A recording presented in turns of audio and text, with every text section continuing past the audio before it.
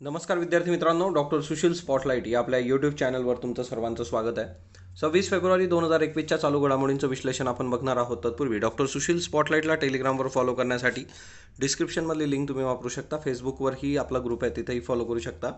Spotlight yearbook 2021 आणि spotlight MCQs 2021 या दोन्ही पुस्तकांना जो तुम्ही रिस्पॉन्स देत आहात त्याबद्दल मी आपला आभारी आहे. पुस्तकाच्या पोस्टल सर्व्हिससाठीचा नंबर तुमच्या समोर आहे. सर्व ऑनलाईन प्लॅटफॉर्मवर सुद्धा ही पुस्तकं उपलब्ध आहेत.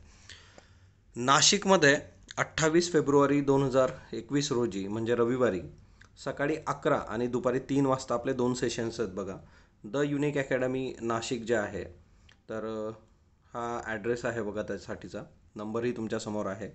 तर तिथं तुम्ही मला भेटू शकता. आता सगळ्यात महत्त्वाची जी न्यूज आहे आजची, तर ती समाज माध्यमं, वृत्त संकेतस्थळं आणि OTTसाठी केंद्राची नवी नियमावली येणार आहे. आता याच्यामध्ये सिंपल एक आहे की समाज माध्यमांमध्ये सोशल मीडियावर ट्विटर आहे, फेसबुक, इंस्टाग्राम, व्हॉट्सअप हे जे प्लॅटफॉर्म्स आहेत किंवा OTT प्लॅटफॉर्म्स. आता OTT प्लॅटफॉर्मवर ऑलरेडी आपलं एक लेक्चर झालं होतं, ते आपल्या याच्यावर आहे चॅनलवर. ते मी परत एकदा टेलिग्रामवर शेअर करेल. आपल्या इयरबुकमध्येही त्याच्यावर आर्टिकल आहे बघा. नेटफ्लिक्स असेल, ॲमेझॉन प्राईम असेल, हॉटस्टार असेल, G5 असेल, अशा कितीतरी प्लॅटफॉर्म्स आहेत. ऑनलाईन वृत्त संकेतस्थळं. आता कितीतरी ऑनलाईन न्यूज देणारी वेबसाईट्स आहेत. मग त्या वेगवेगळ्या वेबसाईट तुम्ही वाचत असाल, तर त्या ज्या आहेत त्यांच्या माध्यमातून लोकांपर्यंत विविध प्रकारचा मजकूर पोहोचवणाऱ्या ज्या कंपन्या आहेत त्यांना नियंत्रित करण्यासाठी 25 फेब्रुवारी 2021 रोजी केंद्र सरकारने नवीन नियमावली जाहीर केली. या नियमावलीनुसार आक्षेपार्ह मजकूर 24 तासात हटवण्याची सक्ती कंपन्यांवर असेल. वृत्त संकेतस्थळांना चुकीबद्दल दिलगिरी व्यक्त करावी लागेल. हे फार क्लिअर आहे. जसं न्यूजपेपरच्या बाबतीत असतं की एखादी चुकीची न्यूज जर तुम्ही छापली किंवा फॅक्ट जर मिसमॅच असले तर त्या केसमध्ये दिलगिरी व्यक्त करावी लागते, माफी मागावी लागते तुम्हाला. आता नवे नियम जे आहेत ते समाज माध्यमांसाठी स्वनियमन आखलेली त्रिसूत्री असेल. म्हणजे स्वनियमन स्वतः करा. एक आचारसंहितेचं स्वनियमन, कोड ऑफ कंडक्ट जो आहे, नियामक संस्थेकडून स्वनियमन, याच्यासाठी एक नियामक संस्था पण असणार आहे, आणि सरकारी देखरेख यंत्रणा. म्हणजे 3 गोष्टी आहे. स्वतः नियंत्रण करा, एक नियामक संस्था आहे आणि सरकारी यंत्रणा. सो त्याच्यामुळे ही एक त्रिसूत्री आहे बघा. नियमन यंत्रणा जी आहे ती अस्तित्वात आल्यामागची पार्श्वभूमी जर तुम्ही बघितली, तर आता सगळ्यात महत्त्वाची बाब जी आहे की सोशल मीडिया जे आहे त्याच्यावर रेग्युलर जे काही मजकूर येत असतात त्याच्यातला बराचसा मजकूर जो असतो तो आक्षेपार्ह असतो. एखाद्या व्यक्तीबद्दल चुकीच्या कमेंट्स करणं, एखाद्याच्या डिग्निटीला हनन करणं, तर त्या सगळ्या गोष्टी याच्यामध्ये असतात. आणि हे गैरवापर रोखण्यासाठी नियामक यंत्रणा का अस्तित्वात नाही असा प्रश्न सर्वोच्च न्यायालयाने विचारला होता. नंतर संसदेमध्ये, संसदीय समित्यांमध्येही हा प्रश्न चर्चेला होता. आणि ही वस्तुस्थिती लक्षात घेता माहिती आणि तंत्रज्ञान कायद्याअंतर्गत नवे नियम लागू केले जाणार आहेत. म्हणजे बघा सिंपली की एकीकडं सोशल मीडिया ज्या पद्धतीने फोफावलेला आहे त्याचा विचार करता, किंवा ज्या OTT प्लॅटफॉर्मवर येणारं जे काही मटेरियल आहे, मग तिच्यामध्ये कितीतरी वेबसिरीज आहेत की त्यांच्यावर याचिका दाखल करण्यात आलेल्या आहेत, केसेस झालेल्या आहेत की यांचं जे कंटेंट आहे ते खूप भडक आहे, तिच्यामध्ये मोठ्या प्रमाणावर हिंसा आहे, किंवा एकंदरीतच लहान मुलांनी बघू नये असं ते कंटेंट आहे. अशा कितीतरी गोष्टी आहेत, किंवा धार्मिक तेढ निर्माण करण्याचा प्रयत्न आहे.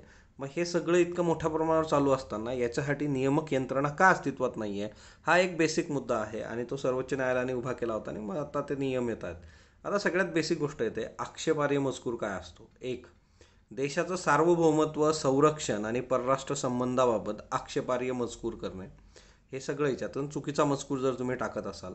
महिलांच्या प्रतिष्ठेला धक्का पोहोचवणारा कोणताही उल्लेख. फंडामेंटल ड्युटीमध्ये बघा, डिग्निटी ऑफ वुमन. ओके. बलात्कारासंबंधी आक्षेपार्ह लिखाण आणि उल्लेख. हे जे महिलांची प्रतिष्ठा आहे, हा MPSC मेन्सला विचारलेला प्रश्न आहे बघा, की कशात सांगितलेला आहे आपल्या संविधानामध्ये. So dignity of woman, fundamental duties. नग्न आणि अन्य आक्षेपार्ह छायाचित्र, अश्लीलता दाखवणारी दृश्य, छायाचित्र. सो ह्या ज्या बाबी आहेत या सगळ्या आक्षेपार्ह मजकुरामध्ये येतात. आता वृत्त आणि संकेतस्थळांसाठी काय नियमावली आहेत की वेगवेगळी जी काही वृत्त संकेतस्थळं आहेत, मग आता याच्यामध्ये वृत्तपत्र असतील, नियतकालिका, वृत्तवाहिन्या असतील, मुद्रित किंवा इलेक्ट्रॉनिक, यांच्यावर नियामक यंत्रणांची देखरेख असते. म्हणजे जे आज तुम्ही चॅनल्स बघतात वेगवेगळे, किंवा जे काही प्रिंटेड मटेरियल आहे सगळं, तर तिच्यामध्ये वृत्तवाहिन्या, नियतकालिका, वृत्तपत्र, ते याच्यावर जे आहे ते नियामक यंत्रणेची देखरेख असते. हाच नियम आता ऑनलाईन वृत्तमाध्यमांसाठी लागू असेल. प्रेस कौन्सिल जसं नियमन करतं बघा, स्वनियमन यंत्रणा, तशी ऑनलाईन वृत्तमाध्यमांसाठीही अस्तित्वात यंत्रणा असेल. नियामक संस्थेवर निवृत्त न्यायाधीश किंवा मान्यवर व्यक्तींची नियुक्ती केली जाईल. चुकांबद्दल वृत्तपत्र जशी दिलगिरी व्यक्त करतात, माफी मागतात, तसंच वृत्तवाहिन्यांवर दिलगिरीची पट्टी दाखवली जाते, तशीच ऑनलाईन वृत्तमाध्यमांनाही करावं लागेल जर तुम्ही चुकीची माहिती देत असाल तर. समाज माध्यमांचा विचार करता समाज माध्यम कंपन्यांनी स्वनियमन करणं अपेक्षित आहे. सरकार त्यांच्या कामात कमीत कमी हस्तक्षेप करेल, म्हणजे तुम्ही स्वतः स्वनियमन केलं तर ते बेस्ट राहील. मात्र शिस्तपालन नियमावलींचा भंग जर तुम्ही केला तर तुमच्यावर सरकार कारवाई करू शकतं.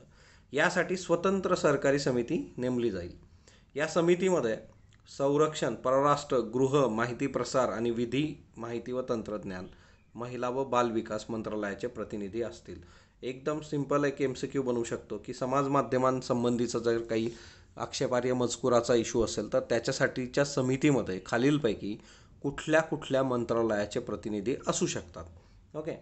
समाज माध्यमांवरील मजकूर जो आहे त्याच्यावर थेट नियंत्रण ठेवलं जाईल आणि याच्यासाठी सहसचिव दर्जाच्या अधिकाऱ्याची नियुक्ती केली जाईल. हा अधिकारी मजकूर काढून टाकण्यासंबंधीची सूचना करू शकतो आणि त्या आधारे सरकारी समिती तसा आदेश काढू शकते. आता समितीचा आदेश वा न्यायालयाचे निर्देश जर असतील तर त्या केसमध्ये संबंधित मजकूर त्या कंपनीला 36 तासात काढून टाकावा लागेल. तर हाही एक खूप महत्त्वाचा मुद्दा आहे की 36 तास. हे ज्या टिपिकल बाबी आहेत, फॅक्ट्स आहेत, ते MCQ म्हणून लक्षात ठेवा. कुठल्या अधिकाऱ्याची नियुक्ती होऊ शकते तर सहसचिव दर्जाचा अधिकारी. ओके. त्याच्यानंतर समाज माध्यमांची खाती आणि त्यांचे फॉलोअर्स जे काही आहे यांच्या आधारे प्रभावशाली कंपन्या कोणत्या आहेत हे निश्चित केले जाणार असून नव्या नियमांच्या पूर्ततेसाठी त्यांना 3 महिन्यांचा कालावधी दिलेला आहे. MCQ. ओके. त्याच्यानंतर नियमांची अंमलबजावणी केली जाईल. या कंपन्यांच्या भारतातील कार्यालयीन जो काही पत्ता आहे तो संकेतस्थळावर, मोबाईल ॲपवर देणं बंधनकारक असेल. कंपन्यांना तक्रार निवारण यंत्रणा स्थापन करण्याची सक्ती आहे. लोकांच्या तक्रारीची दखल घेऊन त्यांचं निराकरण करणं अनिवार्य आहे. तक्रार निवारणाचा कालावधी 24 तासात तक्रार नोंदवून 15 दिवसात तिचा निपटारा करणं बंधनकारक आहे. MCQ. 24 तासात 15 दिवसात निपटारा करा. कंपन्यांनी मुख्य जनसंपर्क अधिकारी नेमणं आवश्यक आहे. हा अधिकारी 24 तास उपलब्ध असणं गरजेचं आहे. MCQ करता लक्षात ठेवा. ओके. कंपन्या काय करतील? मुख्य जनसंपर्क अधिकारी नेमतील. सो हे कंपन्यांनी नेमणं अपेक्षित आहे, सरकारशी नाही. तर हेही लक्षात ठेवा बघा, कंपन्यांनी. आणि हा अधिकारी जो आहे तो 24 तास उपलब्ध असणं अपेक्षित आहे. संबंधित कंपन्यांच्या अधिकाराचं भारतात वास्तव्य राहणं गरजेचं आहे. म्हणजे जे काही अधिकारी याच्यासाठी काम करत आहेत ते भारतात पाहिजेत. आक्षेपार्ह मजकुराच्या बाबतीमध्ये आक्षेपार्ह मजकुराचा पहिला स्रोत कोण याची माहिती देणं कंपनीवर बंधनकारक आहे. म्हणजे बघा, इंटरनेटच्या याच्यात कसं आहे की तुम्ही एखादा डेटा जर तो अपलोड केला, एखादी माहिती अपलोड केली तर ती ऑटोमेशननी मग इकडून तिकडं कोणी फॉरवर्ड करत जातं, कॉपी पेस्ट करत जातं, ते जात राहतं. सो ऑटोमेशन तिथं आहे, परंतु सुरुवात कुठून आहे ते कंपनीला देणं बंधनकारक आहे. आक्षेपार्ह मजकूर निर्माण करून तो प्रसारित केल्याबद्दल 5 वर्षांची तुरुंगवासाची शिक्षा होऊ शकते. जर तुम्ही आक्षेपार्ह मजकूरवरती आपण बघितलं, देश असेल, महिला असतील, तर त्यासंबंधी जर तुम्ही आक्षेपार्ह मजकूर करत असाल तर 5 वर्षाच्या तुरुंगवासाची शिक्षा तुम्हाला होऊ शकते. आता OTT प्लॅटफॉर्मचं नियमन काय? मग OTTमध्ये आहे Netflix, Amazon prime, Hotstar, Zee5. Okay. आता चित्रपटांची जशी UA अशी वर्गवारी केली जाते, तशी वर्गवारी OTTवरील कार्यक्रम आणि चित्रपटांसाठी असेल. संबंधित कार्यक्रम कोणत्या किमान वयोगटांना पाहता येईल याचा स्पष्ट उल्लेख करावा लागेल. म्हणजे कुणासाठी आहे? मग वर्गवारी बंधनकारक कशी आहे? वयानुसार 13 वर्षाहून जास्त, 16 वर्षाहून जास्त आणि प्रौढांसाठी. सो या 3 याच्यामध्ये तुम्हाला OTT प्लॅटफॉर्मवर जेवढं काही कंटेंट येतं आहे ते कॅटेगराईज करावं लागेल. तर तो एक महत्त्वाचा मुद्दा आहे. पालकांच्या मार्गदर्शनाखाली पाहता येणाऱ्या कार्यक्रमाची नोंद या कंपन्यांना ठेवावी लागेल. म्हणजे हे कार्यक्रम पालकांच्या मार्गदर्शनाखाली तुम्ही बघू शकता. ओके. सो एवढं हे सगळं आहे. तर बघूया त्या काळामध्ये कशा पद्धतीने गोष्ट होतात. आता इथं एकच सिंपल मुद्दा येतो की गव्हर्नमेंट जे आहे त्या गव्हर्नमेंटनी सोशल मीडियाला रेग्युलेट केलं पाहिजे का? तर तुमचं मत जे आहे ते तुम्ही कमेंट बॉक्समध्ये नोंदवा. तुम्हाला काय वाटतं की समाज माध्यमं असतील, वृत्त संकेतस्थळं असतील किंवा OTT प्लॅटफॉर्म असेल, याचं नियमन सरकारने करणं अपेक्षित आहे का? ओके. ग्रीन कार्डवरचा जो काही बंदीचा निर्णय होता तो रद्द करण्यात आलेला आहे बघा बायडन यांच्याकडून. आणि एकंदरीतच कोरोना काळामध्ये डोनाल्ड ट्रम्प यांनी ग्रीन कार्ड अर्जदारांचा अमेरिकेतला प्रवास रोखला होता. सो 25 फेब्रुवारी 2021 अमेरिकेचे नवे अध्यक्ष जो बायडन यांनी ट्रम्प यांचा हा धोरणात्मक निर्णय रद्द केला. आता याचा भारतीयांवर कसा इम्पॅक्ट होणार, तर सकारात्मक परिणाम होणार भारतीयांवर. ग्रीन कार्ड हे जे आहे की कायमस्वरूपी वास्तव्यास मुभा असलेलं अधिकृत कार्ड आहे. माहिती तंत्रज्ञान क्षेत्रामधलं भारतीय व्यावसायिक मुख्यत्वे H1B व्हिसा घेऊन अमेरिकेत येतात. मात्र या इमिग्रेशन पद्धतीचा त्यांना मोठा फटका बसला होता, कारण एकंदरीतच मग ग्रीन कार्ड नाही म्हटल्यानंतर मग कायमस्वरूपीचं वास्तव्य नाही आणि त्या सगळ्या गोष्टी. सो अमेरिकेत H1B व्हिसावर काम करणाऱ्या भारतीयांना बायडन यांच्या निर्णयामुळे आता लाभ होणार आहे. बायडन यांची भूमिका काय आहे की अमेरिकेतले जे उद्योग समूह जगभरातील गुणवत्तेचा वापर करून घेत होते त्यांची ट्रम्प या निर्णयामुळे हानी होत होती. म्हणजे काय की अमेरिका जो वर्क करतो तो ब्रेन गेनवर वर्क करतो बघा. ब्रेन गेन, जगभरातले जे काही चांगले डोके आहेत ते तिथं वापरायची. ओके, सो त्याचा लॉस होत होता असं जो बायडन यांचं मत होतं. सो चांगली गोष्ट आहे, आता इथून पुढं भारतीयांना सोपं होईल. भारत पाकिस्तानमध्ये एक महत्त्वाचा निर्णय झालेला आहे की शस्त्रसंधीचं कटाक्षाने पालन करायचं. जेवढे काही करार तिच्यामध्ये आहेत तर ते लष्करी कारवाई महासंचालकांच्या चर्चेमध्ये ठरवण्यात आलेलं आहे. भारत पाकिस्ताननी सर्व करार, समझोते, नियंत्रण रेषेवरील आणि अन्य सर्व क्षेत्रात शस्त्रसंधीचं 25-26 फेब्रुवारी 2021च्या मध्यरात्रीपासून कटाक्षाने पालन करणं अपेक्षित आहे. म्हणजे रात्री 12 वाजेपासून 25ची रात्री 12, ओके, आणि 25-26च्या रात्रीचं जे काय 12 वाजेपासून आहे तर ते कटाक्षाने पालन केलं जाईल. भारत पाकिस्तान यांच्यामध्ये 2003मध्ये शस्त्रसंधी करार करण्यात आला होता, परंतु गेल्या कित्येक वर्षात त्याचं तंतोतंत पालन झालेलं नाही आहे. भारत पाकिस्तान सीमेवर गेल्या 3 वर्षात शस्त्रसंधी 10,752 वेळा उल्लंघन करण्यात आलेलं आहे शस्त्रसंधीचं. 72 सुरक्षा कर्मचारी, 70 नागरिक ते ठार झालेले आहेत बघा. आणि याचा संदर्भ जो आहे तो लोकसभेमध्ये ही माहिती देण्यात आली होती. एकंदरच जर मग आपण शस्त्रसंधी केलेली आहे किंवा बाकीचे जे करार आहे त्यांचं पालन करणं आपण अपेक्षित आहे. सो दोघी देशांनी निर्णय घेतला आहे, बघूया त्या काळात. पाकिस्तानची कसली गॅरंटी आपण याच्यात घेऊ शकत नाही, अशा गोष्टी होत असतात. ज्येष्ठ पत्रकार सदा डुंबरे यांचं करोनाने निधन झालेलं आहे. सकाळ वृत्तपत्र समूहातून ते निवृत्त झाले होते. त्यांची पुस्तकं जर तुम्ही बघितलं तर आरस पाणी, प्रतिबिंब, दशकवेद, करके देखो आणि देणारं झाड. पुस्तकाचं संपादन जर तुम्ही बघितलं तर वेद अवलियाचा अनिल अवचट यांचं पुस्तक जे आहे त्याचं संपादन त्यांनी केलेलं आहे. नेक्स्ट वन जे आहे ते म्हणजे इसाडोर सिंगर, वय वर्ष 97, निधन झालेलं आहे. गणित तज्ज्ञ होते. अमेरिकेतल्या MITमध्ये दीर्घकाळ त्यांनी अध्यापन केलेलं आहे. गणिताच्या क्षेत्रात काम करताना त्यांनी गणिताची जी काही सांगड आहे ती भौतिकशास्त्राची घातण्याचा प्रयत्न केला. 1963मध्ये मायकल अतियाह यांच्याबरोबर अतियाह सिंगर इंडेक्स थिअरम हा सिद्धांत मांडला. त्यांना मिळालेले पुरस्कार बघा: राष्ट्रीय विज्ञान पदक अमेरिका आणि आबेल पुरस्कार, ज्याला गणिताचं नोबेल म्हटलं जातं, तर तोही त्यांना मिळाला आहे. दुधाची राणी सानेन बकरी, ओके, महाराष्ट्रामध्ये येणार आहे. सानेन नावाची एक बकरी असते बघा. बकरीचे जे काही वेगवेगळ्या प्रजाती आहेत, तर पशु, दुग्ध, मत्स्य विभागाअंतर्गत असलेल्या पुण्यश्लोक अहिल्यादेवी महाराष्ट्र मेंढी व शेळी विकास महामंडळातर्फे सानेन बकरीचा प्रकल्प अंमलात आणला जाणार आहे. सानेन बकरीचं वैशिष्ट्य जर बघितलं तर ती दिवसाला 5 ते 12 लिटर दूध देते आणि म्हणूनच तिला दुधाची राणी असं म्हटलं जातं. या बकरीचं मूळ जे आहे ते स्वित्झर्लंडमध्ये आहे. आता या बकऱ्या ज्या आहेत ते युरोप, अमेरिकेपासून अफगाणिस्तानात पण शेतकऱ्यांना मोठ्या प्रमाणावर त्या पाळताना आता आजकाल बघण्यात येतं. आणि त्याच्यामुळे जे आहे की सानेन जे आहे की तिच्यापासूनचं दुधाचं उत्पादन जे आहे आणि त्याच्या कंपॅरिझनमध्ये बाकी गायी वगैरे आहेत, म्हशी, त्यांचा मेंटेनन्स आणि हिचा मेंटेनन्स, त्या सगळ्या गोष्टींचा फरक लक्षात घेता मग या गोष्टी आपण येत्या काळामध्ये करणार आहोत. त्याची किंमत जी आहे सानेनची ती 1.5 लाखापासून 6 लाखांपर्यंत आहे. तिच्याकडून तिचं तुम्हाला महत्त्व लक्षात येईल.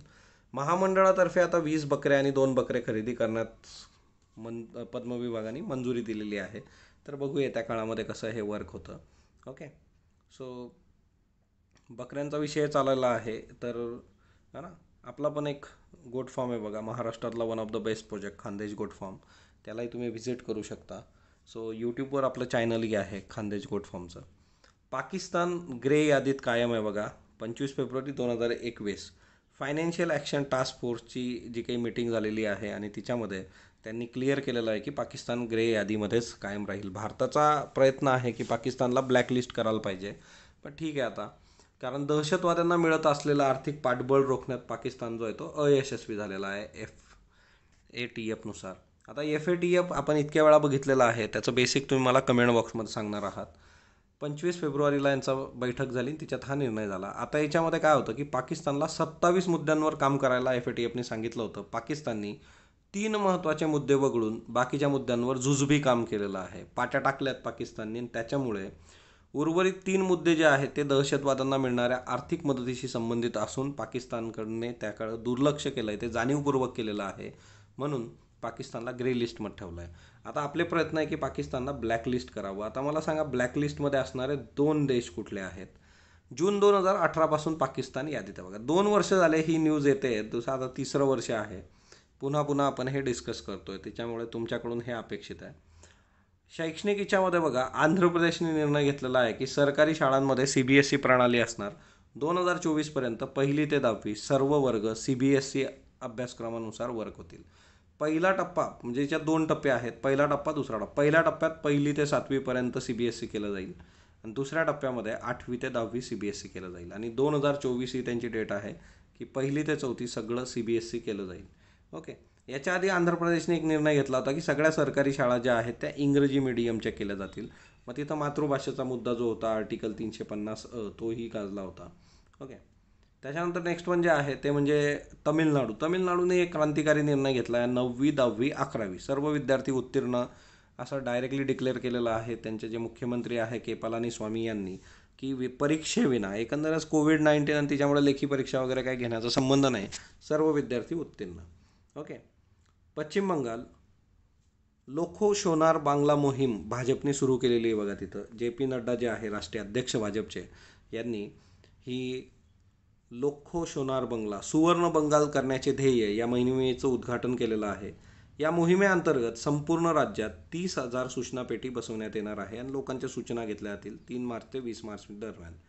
इंग्लंड आणि भारतामध्ये जी कसोटी मालिका सुरू आहे बघा अहमदाबाद, तर अहमदाबाद इथलं नरेंद्र मोदी स्टेडियम जे आहे तिच्यात प्रकाश झोतातला पहिला कसोटी सामना आणि मालिकेतला 3रा सामना 25 फेब्रुवारी 2000 रोजी 2 दिवसात संपला. आता खरं तर बघा, एक गोष्ट मी इथं क्रिएट करतो की मधून एक कमेंट दिसते की असं तुम्ही क्रीडा संबंधीच्या पण न्यूज घ्या. तर सगळ्यात पहिली गोष्ट, एक तर UPSCमध्ये क्रीडा संबंधी आता कितीतरी वर्षे आले विचारतच नाहीत. राहिला प्रश्न MPSCचा. MPSCचे क्रीडा संबंधीचे जे न्यूज आहेत तर त्या एकदम टिपिकल आहेत. म्हणजे एखादी गोष्ट घडली भारतीय है ना, कुठल्या खेळामध्ये जर ते जगज्जेते झालेत किंवा कुठले मेडल्स कोणी घेऊन आला ॲथलेटिक्समध्ये, तर ते आपण घेतो. पण त्याच्या पलीकडं जे आहे की प्रत्येक न्यूज जी आहे, प्रत्येक मालिका जाईल त्यात ते कव्हर करणं अपेक्षित नाही. कारण तुम्ही जुने प्रश्न बघू शकता. MPSCचे प्रश्न जे आहेत ते खूप सुपरफिशियल आहेत. बॉक्सिंगच्या बाबतीत आहे ना, निळा आणि लालचा प्रश्न विचारला होता की त्यांचं जे काही जर्सी रंग असतो किंवा वेगवेगळे जे बॉल आहेत, बास्केटबॉल, फुटबॉल, हँडबॉल, तर त्याचा सर्कम्फरन्सनुसार कम लावायला सांगितला होता. तर हे जस्ट ऑब्झर्वेशनचा मुद्दा आहे बघा हा. त्याच्यामुळे क्रीडाच्या याच्यातला पण तुम्ही ते लक्षात घेणं गरजेचं आहे. आता ही कसोटी जी आहे 2 दिवसात संपली आणि 2 दिवसात सामना संपण्याची करामत दुसऱ्या महायुद्धानंतर 7व्यांदा अनुभवायला मिळाली. म्हणजे 1945 नंतर जे आहे की ते 7व्यांदाच असं होतं आहे. आणि ही 22वी कसोटी आहे बघा की जी 2 दिवसात संपलेली आहे. सामनावीर अक्षर पटेलनी त्याच्या दुसऱ्या कसोटीत 10 बळी घेतले, तर अश्विननी 400 बळींचा कसोटीत टप्पा पार केला. आता याच्यात कसं असतं, हा प्रश्न विचारण्यात काय पॉईंट नाही आहे अश्विनचा, कारण त्याच्यात ते वाढत जाणार आहे आणि त्याच्यामुळे मग ते टिपिकल असलं तर विचारतात, अदरवाईज इतका इश्यू येत नाही कसोटीत. लसीकरणाचे जे प्रमाणपत्र आहे त्याच्यावर मोदींचं छायाचित्र आहे आणि त्याच्यामुळे मग आता बरीच चर्चा सुरू झालेली आहे बघा. कोविड लसीकरणासाठी जे सर्टिफिकेट दिलं जातं आहे, मग आता याच्यामध्ये बऱ्याच लोकांचं असं म्हणणं आहे की खरं तर असं पंतप्रधानांचं छायाचित्र तिच्यावर असू नये. कारण आतापर्यंत कितीतरी पोलिओ लस असेल, गोवरची लस असेल, कितीतरी नोंदी कागदावर झालेल्या आहेत, पण तिच्यावर कुठल्याही नेत्याचं छायाचित्र नव्हतं. तुम्हाला याच्याबद्दल काय वाटतं तर ते तुम्ही तुमचं मत कमेंट बॉक्समध्ये सांगू शकता. लव जिहाद विरुद्ध गुजरातमध्ये लवकरच कायदा येणार आहे. म्हणजे आता जे काही त्यांचं बजेट येतं आहे त्याच्यामध्ये अधिवेशनामध्ये हा कायदा समोर येईल, तर बघू है ना. लव जिहाद आणि गुजरात. त्याच्यानंतर समलिंगी विवाह हा मूलभूत हक्क नाही, हे केंद्र सरकारने क्लिअर केलेलं आहे बघा. की समलैंगिकतेला आपण गुन्हेगारीच्या चौकटीतून बाहेर काढलं असलं तरी समलिंगी विवाह हा मूलभूत हक्क नाही, असं केंद्र सरकारने दिल्ली उच्च न्यायालयात म्हटलेलं आहे. हिंदू विवाह कायदा जो आहे त्याच्यामध्ये समलिंगी विवाहाला मान्यता दिली पाहिजे अशी एक याचिका तिथं होती. केंद्र सरकारने फार क्लिअर केलेलं आहे की समलिंगी विवाहांना भारतातील कोणत्याच विवाह कायद्याअंतर्गत मान्यता देण्यात येणार नाही. आता सगळ्यात महत्त्वाची गोष्ट जी आहे की याच्या दूरगामी दुष्परिणाम दिसतील असं केंद्र सरकारचं म्हणणं आहे. आता समलिंगी व्यक्तींच्या विवाहांची जी काही नोंदणी आहे आणि सगळ्यात महत्त्वाची गोष्ट की मान्यतेपुरता हा मुद्दा जो आहे तो मर्यादित नाही आहे. त्यातून कौटुंबिक प्रश्न निर्माण होऊ शकतात. आताचं जे काही स्ट्रक्चर आहे आपलं त्या स्ट्रक्चरमध्ये काय आहे की सगळ्यात महत्त्वाची गोष्ट की भारतीय कुटुंबाची जर व्याख्या तुम्ही केली पती पत्नी आणि मुले तर याच्याशी समलिंगी विवाह आणि ते कुटुंब जुळत नाही. कारण जैविकदृष्ट्या पुरुष हा पती, जैविकदृष्ट्या पत्नी ही स्त्री ही पत्नी आणि या दोघांच्या एकत्र येण्यातून निर्माण होणारी संतती हे त्यांचं प्रतिपादन जे आहे की हे स्ट्रक्चर आहे फॅमिलीचं हिंदू याच्यामध्ये आणि त्याच्यामुळे ह्या गोष्टी वर्क होणार नाहीत असं केंद्राने म्हटलेलं आहे. ओके. रिझर्व्ह बँकेची डिजिटल करन्सी जी आहे ती लवकरच बाजारात येणार आहे. जसं क्रिप्टोकरन्सी आहे तर त्या टाईपची जी आहे त्याच्यापेक्षा थोडं वेगळं जे डिजिटल करन्सी आपण घेऊन येणार आहे तर बघूया त्या काळामध्ये. ओके. आता याच्यामध्ये ही एक खूप महत्त्वाची केस आहे बघा. हायकोर्ट जे आहे मुंबई हायकोर्ट त्यांनी एक फार महत्त्वाची बाब सांगितलेली आहे की चहा बनवण्यास नकार देणं आणि हिच्यामधून तुम्ही बायकोला मारणं किंवा तिचा असल्ट करणं तर हे म्हणजे त्याला आपण पती पत्नीच्या हिच्यामधल्या कायदेशीर हिच्यानुसार की पत्नीचं ते कर्तव्यच आहे असं म्हणू शकत नाही. म्हणजे एक केस होती ज्या केसमध्ये काय झालं की पतीने पत्नीला चहा बनवण्यास सांगितलं, पत्नीने चहा बनवण्यास नकार दिला म्हणून पतीने हातोडा घेऊन तिच्या डोक्यात मारलं. नंतर ती 7 दिवस हॉस्पिटलाइज होती आणि ह्या सगळ्या याचं जे आहे की 10 वर्षाची त्यांची जी काही मुलगी आहे तिने त्या गोष्टी समोर ठेवलेल्या आहे. 6 वर्षाची मुलगी आहे आणि वडिलांनी जे कृत्य केलेलं आहे तर हिच्यात हायकोर्टाने फार क्लिअर केलेलं आहे की महिला ज्या आहेत है ना, वुमन और वाईफ इज नॉट अ चॅटल और अन ऑब्जेक्ट. महिला काय वस्तू वगैरे नाही आहे ती. सो जेंडर इक्वॅलिटी जे आहे की ती आपल्याला अपेक्षित आहे याच्यामध्ये. म्हणजे कुठंतरी पॅट्रियार्की आहे आणि त्याच्यामुळे जेंडर इम्बॅलन्स इन मॅरेज हा एक खूप महत्त्वाचा मुद्दा आहे. तर हे हायकोर्टातली केस होती बघा. जेंडर इक्वॅलिटीवर खूप प्रश्न विचारलेले आहेत UPSC मेन्समध्ये. सो ती एक बाब लक्षात ठेवा की पती पत्नी जे आहेत त्यांनी इक्वल फुटेजवर असणं गरजेचं आहे ना इन केस ऑफ मॅरेज. म्हणजे marriage ideally is a partnership based on equality. तर हे फार महत्त्वाचं याच्यामध्ये आहे. ओके. कालचे प्रश्न बघा. जम्मू काश्मीरमध्ये लष्कराद्वारे 44 गुडविल शाळा चालवण्यात आता. जम्मू काश्मीरमधील लष्कराच्या सर्व गुडविल शाळा काश्मीर खोऱ्यात आहेत. सर्व नक्कीच नाही आहेत. त्याच्यामुळे हा सर्व शब्द प्रॉब्लेमॅटिक आहे. सो फक्त अयोग्य. 2020मध्ये चीन भारताचा सर्वात मोठा व्यापारी भागीदार देश आहे बरोबर. 2017पासून सलग 4 वर्ष. तर सलग हाही शब्द चुकीचा आहे बघा. कारण एकंदरीतच 2019मध्ये US हा भारताचा सर्वात मोठा पार्टनर होता. सो फक्त बरोबर. पंतप्रधान किसान सन्मान योजना बघा. महाराष्ट्राच्या पारितोषिकांबद्दल 3ही स्टेटमेंट योग्य आहेत. अहमदनगर जे आहे लाभार्थी भौतिक तपासणी, पुणे जे आहे तक्रार निवारण आणि महाराष्ट्र लाभार्थ तपासणी. सो 3ही स्टेटमेंट योग्य आहेत. अहमद झाकी यामानी जे आहेत तर अरब देशांच्या इंधन नीतीचे शिल्पकार. ओपेक देशांवर सौदी अरेबियाचा प्रभाव आणि 62 ते 2021पर्यंत तेलमंत्री हे चुकीचं आहे. 1986पर्यंत होते आणि एका स्टेटमेंटमुळे त्यांना बाजूला करण्यात आलं होतं. तसं आणि बरोबर आहे. माउंटेन इम्पेरियल काय पक्षी पारवा आहे बघा. आजचे प्रश्न घ्या. आयरेड ॲपबद्दल बिनचूक विधान निवडा. IIT चेन्नईतर्फे विकसित केलेले ॲप. तमिळनाडूच्या धर्तीवर महाराष्ट्रात अपघात नियंत्रणासाठी वापर केला जाईल. फक्त फक्त ब यापैकी नाही. संपूर्णानंद दुर्मीण खालीलपैकी कोठे स्थित आहे. लडाख, नैनिताल, देहरादून, दिल्ली. महासमृद्धी महिला सक्षमीकरण अभियानाबद्दल बिनचूक विधान निवडा. महाराष्ट्रातील शहरी व ग्रामीण महिलांचा विकास साधण्याचे लक्ष्य आहे.